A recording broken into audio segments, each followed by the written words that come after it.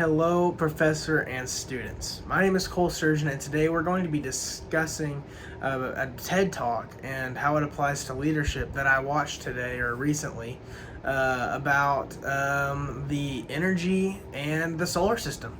So I was intrigued by this TED Talk because I like sci-fi, and so whenever I saw this come up on TED Talk, and it was, using the solar system to provide power for the earth, I jumped at watching it. I wanted to watch it so bad.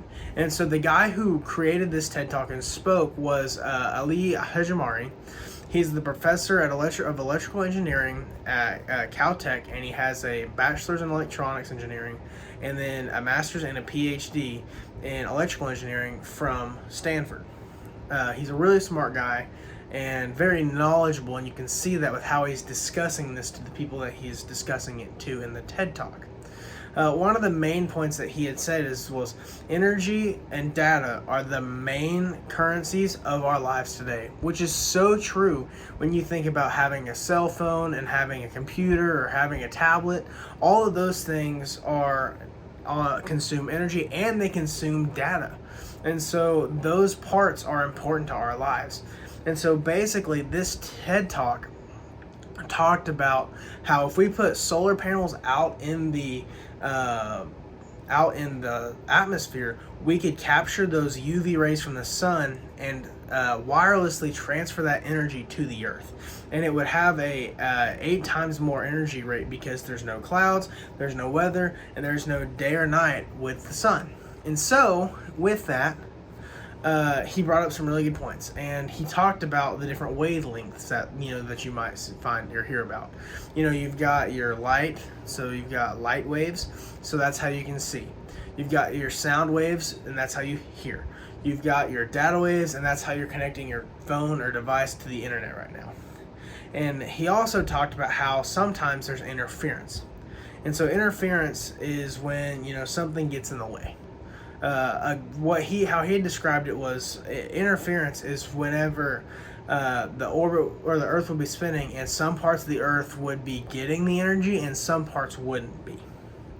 And a way to tie this in would be according to what the American University said. And they said technology improves productivity, but it also complicates marketing strategies and public relations, as well as communications. So it can be good, but it also can cause interference. And then Carey wrote on page 72, he said, because we have looked at each and new advancement in communication technology as an opportunity for politics and economics, we have devoted it almost exclusively to matters of government and trade. And then Plato says, in Boxing Plato's Shadow, he says, any major change in technology through which humans communicate alters human communication and human relationships. See, it's important that we realize as leaders and as people that are studying to be leaders that when these changes happen, we have to work together. We have to communicate effectively and we have to communicate efficiently, especially with our peers and our teams.